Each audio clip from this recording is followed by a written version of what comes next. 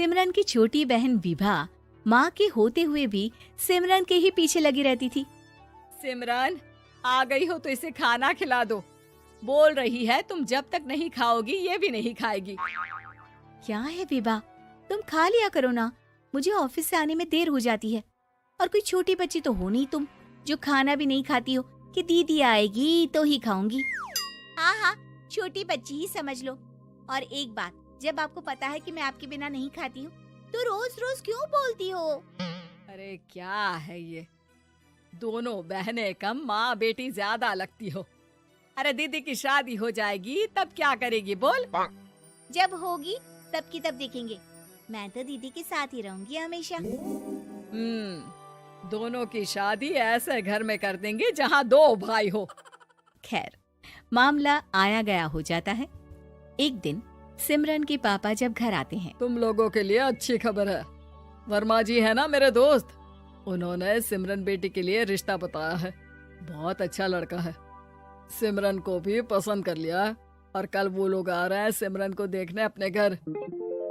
सिद्धांत अपने माता पिता के साथ सिमरन को देखने आता है। उसे सिमरन अच्छी लगती है और शादी तय हो जाती है। सिद्धांत की माँ कहती, अब तो हम लोग ले जाएंगे जल्द ही अपनी सिमरन को यहाँ से। अरे हाँ हाँ, क्यों नहीं, आपकी ही है अब तो हमारी बेटी। दूर खड़ी विभा सब सुन रही होती है। अब तो दीदी की शादी हो जाएगी, फिर तो वो चली जाएंगी। दीदी के बिना मैं कैसे रहूंगी? कुछ न कुछ तो करना ही होगा जिससे दीदी की शादी ही ना हो। सभी के जाने के बाद क्या शादी के बाद दीदी हम लोगों के साथ नहीं रहेंगी? अरे नहीं तो फिर क्यों रहेगी, शादी हो जाएगी तो अपने घर चली जाएगी ना। तो मैं भी जाऊंगी उनके साथ, मेरा भी सामान पैक कर देना। अरे कैसे बात कर रही हो विभा, दीदी के ससुराल छोटी बहन नहीं जाती। हाँ, कभी कभी जाकर मिलाना और रोज फोन पर भी बात कर लेना, ठीक है? नहीं पापा, आप तो जानते हैं मैं दीदी के बिना खाना भी नहीं खाती, ना ही मुझे उनके बिना नींद आती है। सिमरन बहन की बात सुनकर इमोशनल हो जाती है। अगले दिन से विभा खाना खाना छोड़ देती है। लोगों के लाख समझाने के बाद भी विभा ना खाती है ना ही सोती है। अंत में हार मानकर सिमरन सिद्धांत से मिलती है। सिद्धांत, मेरे मम्मी पापा ने बचपन से ही विभा और मुझे साथ रखा। वो मुझसे बहुत जुड़ी है।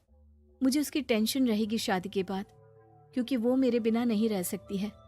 अरे ये तो छोटी सी बात है, वो हम लोगों के साथ हमारे घर में रह सकती है। जब उसकी अकल आ जाएगी या वो समझ जाएगी कि तुम्हारा घर वो नहीं बल्कि ये है, तो हम उसे घर छोड़ आएंगे, ठीक है? सिमरन खुश हो जाती है क्योंकि वो यही चाहती थी। वो माँ पिता से बात कर ली।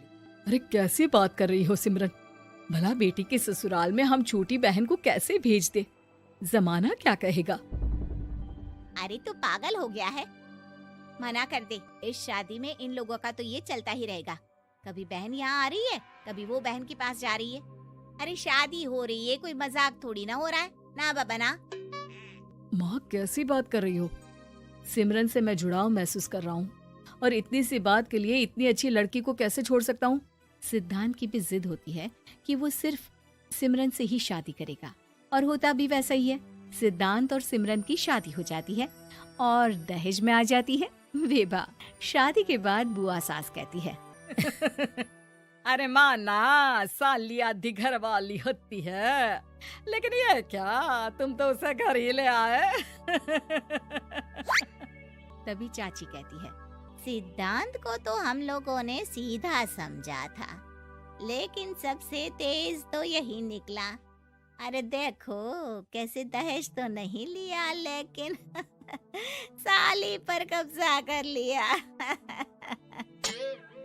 सिद्धांत ने इस और तो सोचा ही नहीं था, लोग उन लोगों के बारे में ऐसी भी बात करेंगे। वो वहाँ से चला जाता है और चुपचाप अपने कमरे में लेट जाता है। क्या हुआ सिद्धांत, तुम अचानक से परेशान हो गए, कोई बात है क्या? अरे नहीं, वो थक गया था ना, शादी की सारी तैयारी और रस्मों के बीच, सोच रहा हूँ थोड़ा आराम कर लूँ। हाँ ठीक है, आप लेट जाइए, मैं विभा का बेड लगा देती हूँ जमीन पर। क्या वो यहाँ सोएगी? हाँ, बताया तो था कि उसे नींद नहीं आती मेरे बिना, तो तुम आराम से लेटो ऊपर, हम लोग नीचे बिछा लेते हैं। अरे नहीं, तुम दोनों आराम से लेटो ऊपर, मैं माँ पापा के रूम में जा रहा हूँ। सिद्धांत वहाँ से दूसरे कमरे में चला जाता है जहाँ सिद्धांत के पिता उससे कहते हैं, क्या बात है बेटा, तू उस कमरे में क्यों नहीं सो रहा? बहू से लड़ाई हो गई है क्या शादी के पहले दिन ही? अब नहीं पापा, वो दोनों बहनों को बात करनी थी और मुझे नींद आ रही है तो मैं यहाँ सोने चला आया। अगले दिन सिद्धांत तैयार होकर ऑफिस जाता है। ऑफिस में लंच के वक्त दोस्त कहता है, क्या बात है सिद्धांत, इतना सारा खाना एक ही दिन में? हाँ यार, वो सिमरन को खाना बनाने का शौक है तो उसी ने बनाया है। यार हम लोगों की तो सिर्फ एक ही बीवी है, इसकी तो दो है ना। गुस्सा आ जाता है। कैसी बात कर रहा है तू? अरे तू तो भाग्यशाली है जो बीवी के साथ साथ साली भी आ गई। अरे साली लोगों की तो आधी घरवाली होती है, तुझे तो पूरी की पूरी मिल गई। सिद्धांत का पारा अब 7वें आसमान में पहुंच जाता है। वो खड़ा होकर उस लड़के से लड़ने लगता है।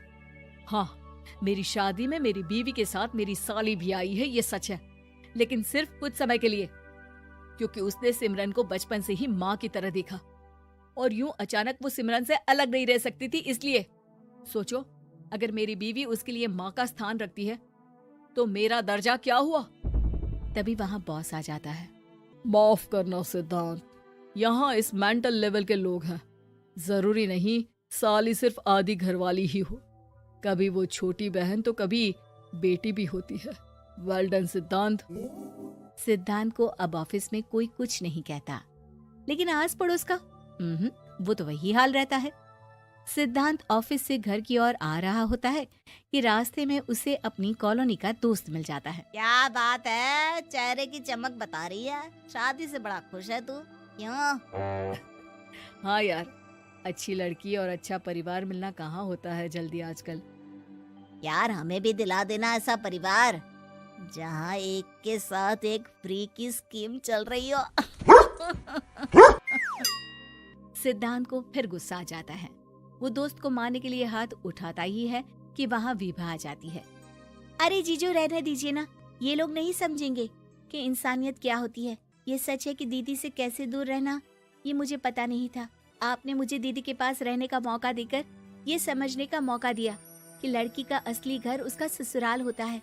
मैं समझ चुकी हूँ, मैं जा रही हूँ जीजू, लेकिन मैं खुश हूँ कि आपने मुझे अपनी छोटी बहन समझा। उन लोगों को देखकर ताली बजाने लगते हैं। विभा अपने घर चली जाती है और सिद्धांत खुशी खुशी सिमरन